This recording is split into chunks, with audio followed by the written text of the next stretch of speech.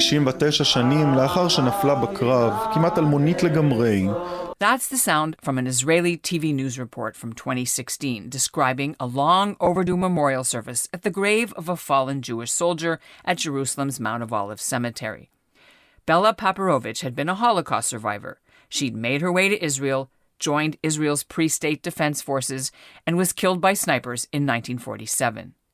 But with everyone in her immediate family having been victims of the Nazi death camps, her full story lay unknown for nearly 70 years.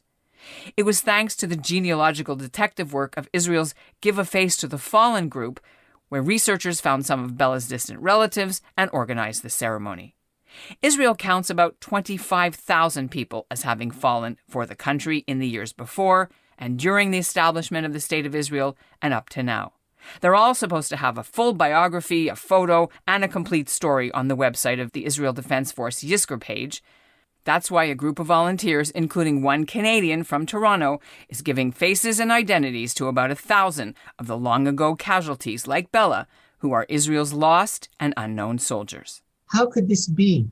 People who gave their life for Israel, and they aren't recognized fully. That's what Jewish Canada sounds like for Thursday, June 10th, 2021. I'm Ellin Besner. Welcome to the CJN Daily, sponsored by Metropia.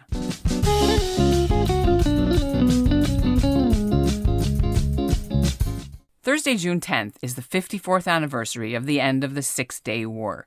Nearly 800 Israeli soldiers were killed. For casualties of these more recent wars, like 1967, it's been easier for the Israeli Defense Ministry to create a full memorial page on its website and have all the details on their tombstones. Coming up, we'll meet Toronto-born Stephen Glazer, a social worker and the only Canadian on the team of volunteers working to find the identities and trace the next of kin of those who fell in more distant Israeli military operations. But first, here's what's making news in Canada right now. From London, Ontario, there's an update to the story we brought you Wednesday about the vigil for the Muslim family killed in the truck attack. We played a clip from an imam whose fiery words about Israel at the end of the vigil at the mosque prompted outrage and condemnation from several Canadian Jewish groups. Now, Dr. Munir El-Qassem says it's been painful to see his words twisted in a moment of what he calls incredible grief.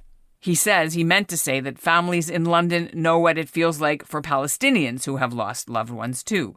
And he says any other interpretations of what he said are potentially defamatory. If you missed it, you can go to the CJN Daily story yesterday and listen again, or to the cjn.ca website and read the full story. Meanwhile, in Quebec, the provincial government has joined dozens of jurisdictions in more than 30 countries in adopting the IRA, the International Holocaust Remembrance Alliance definition of anti-Semitism. In May, the National Assembly of Quebec passed a unanimous motion condemning the rise in anti-Semitic attacks and incidents there in recent weeks. And in Windsor, the Jewish community is throwing its support behind efforts to get the Canada-US border open so Windsor residents can cross into Detroit, Michigan and get the COVID vaccines.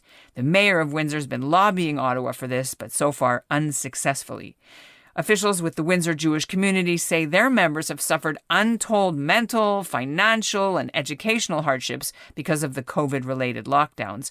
And that includes people who have not been able to see family in a long time, even though they live just on the other side of the bridge in Detroit.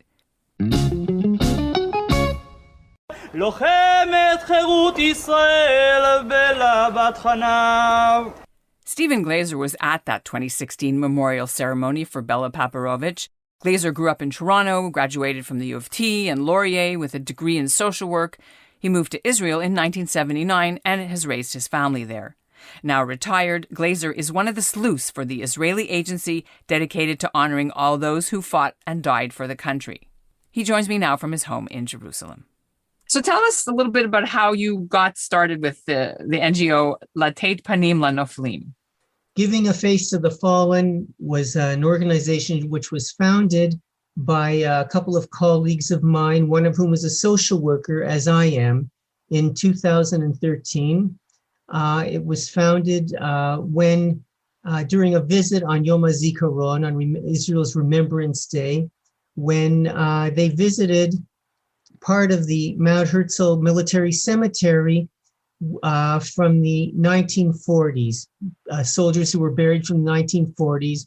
and they discovered to their dismay that there were many gravestones which were incomplete. It may have had the name on it, but no names of father and mother, no dates that of when they made Aliyah to Israel, no dates when they were born. And there were a number of those. And they said, how could this be? People who gave their life for Israel, and they aren't recognized fully. But the Israel Ministry of Defense maintains a website, Yizkor, which has many biographies of each person who fell. It gives their names, their when they came on Aliyah, what they did in their lives, names of their parents, their family, all sorts of things. But with our group of 1,000, there is very little. Often there is no name of Abba or Ima, no place, no knowledge of where they were born, when they were born, no picture. That is a big thing for us, obtaining pictures. You don't have a picture of somebody who fell in the service to Israel? That's horrible. So we do whatever we can. Most of us are genealogists of one degree or another, and we use our genealogical skills and our love of Israel to reach out and find the life story of every single, of as many as we can, of those about whom very little is known. We should tell people that the reason we know each other is because your father, it was a Canadian World War II hero, decorated veteran, and because I interviewed your mom and you to help write my book.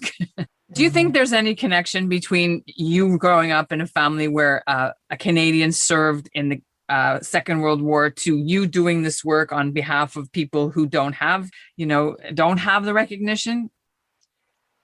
There's no question that Dad's service for me is some sort of tikkun, some sort of compensation for what I never went through. I mean, I did basic training in Israel, and I did miluim, I did reserve duty, but nothing like what Dad went through. The truth is, in my colleagues, by the way, we have about 80 volunteers in our organization. There are numbers of volunteers in our organization giving a face to the fallen who are doing it because there are some who never knew their fathers. Their fathers were killed before they were born. And some of these fellow colleagues of mine are doing this kind of research in order to feel, as a way of compensating for the fact that Abba is no longer, I never knew Abba. I've got to do something that memorializes what he stood for. So what are you currently working on now? Are you allowed to tell us about one of the cases or a couple of cases you're working on now? We discovered a man, a guy, Schneiderman, who fell. Chaim Schneiderman fell in 1948 after having come from Lodz. He survived the Holocaust and he came to Israel. And he fell within a very short time in 1948. But on his matzeva, on his gravestone, there is no name of his father or mother. We then did some genealogical work to see, wonder who his family were. I mean, he wasn't married. Wonder if he had any family. And what did we discover? Lo and behold, he had who we suspected was a potential brother in Chicago. We immediately got on the phones, started searching around. We discovered through the internet, basically, that he was no longer living. Leo Schneiderman. So I got the hold of the phone number of one of Leo Schneiderman's sons, called him, got in touch with him at his work. Did your father have any brothers and sisters? He said, yeah, he had 3 brothers and sisters, but they were all killed in the Holocaust. I said, oh, that's interesting. I said, give me their names. So he gave me the names. I said, and Chaim was his brother? He said, yeah. What happened to Chaim? Chaim was killed in Auschwitz. To our knowledge, he didn't survive the war. Well, I said, I think I may have news for you, is that he did survive the war and he was killed in Israel. He said to me, you know, Stephen, after I had my conversation with you, I cried. This is a 72-year-old guy telling me this. He says, I cried. He says, you know, my father was was one of those people who always talked about the Holocaust. He was interviewed by the Spielberg Project, but he never knew that his brother fell. At that point, he said to me, you know, Stephen, this was during Corona, or before Corona, I think we started it. So he said, you know, I'm planning to come to Israel to celebrate my granddaughter's bat mitzvah. I'm coming with the whole family.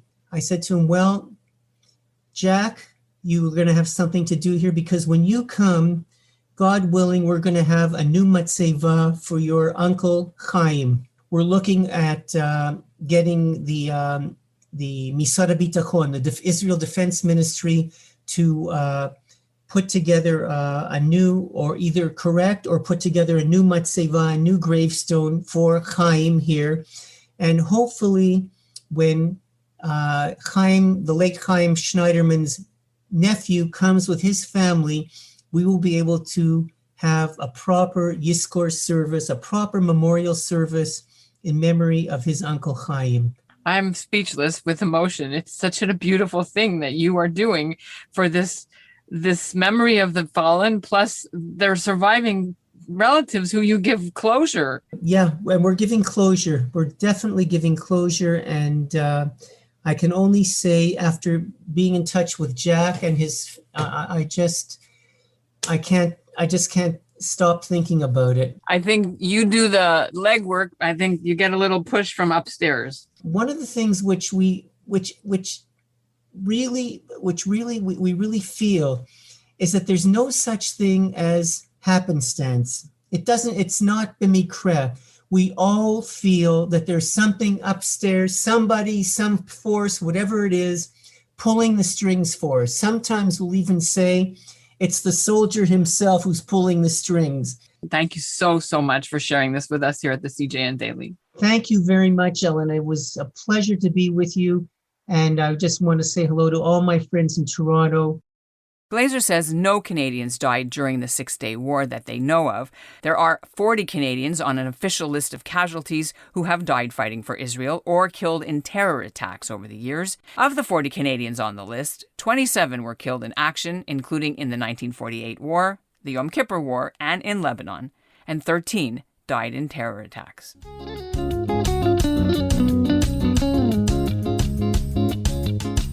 And that's what Jewish Canada sounds like for this episode of the CJN Daily, sponsored by Metropia, integrity, community, quality, and customer care. We're working on some really cool episodes in the coming days, including how an Ottawa woman is marking the anniversary of the birthday of Anne Frank this weekend on June 12th. Ellie Bollegraf was also a hidden child in Holland during the war, but she survived. And to close the episode, we'll give you a sneak peek from our chat. Anne was a normal, everyday child who was particularly gifted in expressing herself. Some children are not, but she had hope for the future. And this is what all children want.